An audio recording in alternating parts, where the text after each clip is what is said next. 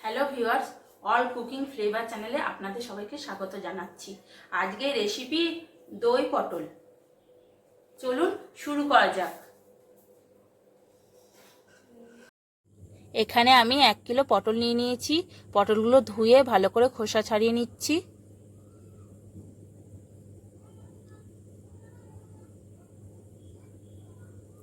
এবার আমি পটলগুলোকে কেটে নেব। আমি যেভাবে খোসা ছাড়িয়ে পটলগুলোকে কেটে নিচ্ছি, আপনারাও ঠিক একই রকমভাবেই কেটে নেবেন।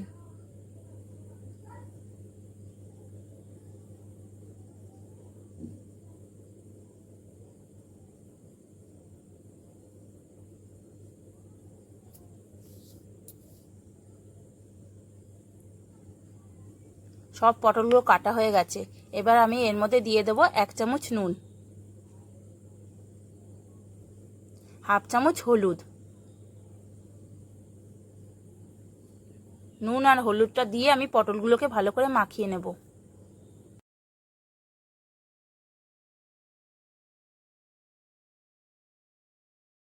এদিকে কড়াইতে সর্ষের তেল নিয়ে নিয়েছি। তেলটা গরম হয়ে গেছে, পটলগুলো ভেজে নেব। এই রেসিপিটা তৈরি করার জন্য আমি একটা বাটিতে 1 থেকে 150 গ্রাম দই নিয়ে নিয়েছি। দইটাকে ভালো করে ফেটিয়ে নেবেন।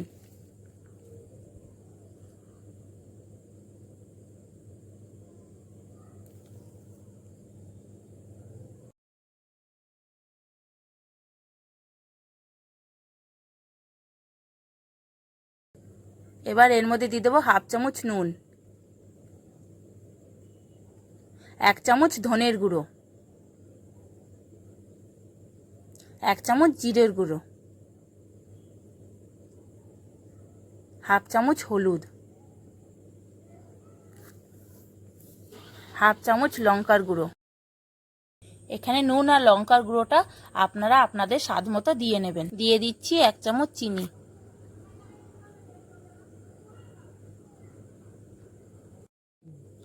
মশলাগুলোকে আমি দইয়ের সঙ্গে ভালো করে মিশিয়ে নেব।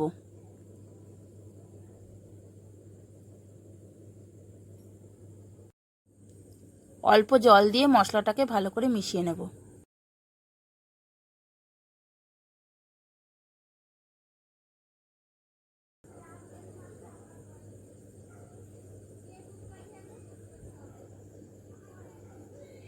ভালো করে মশলাটা মিশিয়ে নেওয়া হয়ে গেছে।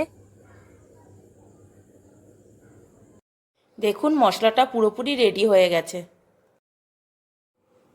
এদিকে পটলটা আমার খুব সুন্দর ভাজা হয়ে গেছে। এর মধ্যে এবার আমি ওই রেডি করা মশলাটা দিয়ে দেব।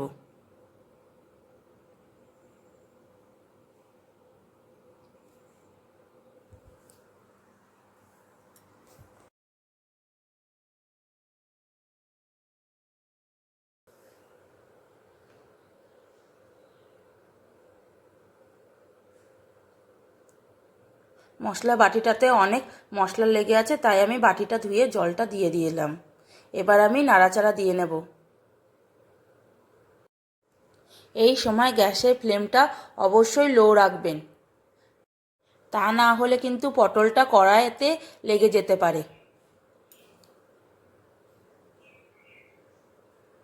এবার আমি কড়াইটা ঢেকে দেব।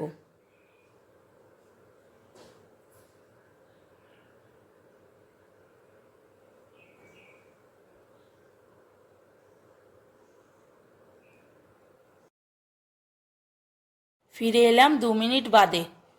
দেখুন আমার পটলের রেসিপিটা তৈরি হয়ে গেছে।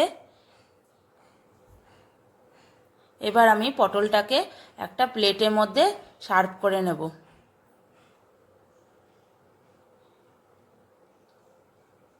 আমার এই ভিডিওটি যদি আপনাদের ভালো লেগে থাকে তাহলে অবশ্যই একটা লাইক করে দেবেন আর আমার চ্যানেলটাকে সাবস্ক্রাইব করে দেবেন আর পাশে থাকা বেল নোটিফিকেশনটা অন করে দেবেন, যাতে আমার চ্যানেলের নতুন নতুন ভিডিওগুলি আপনাদের কাছে তাড়াতাড়ি পৌঁছে যায়।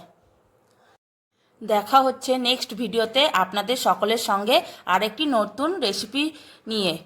আপনারা সবাই ভালো থাকবেন।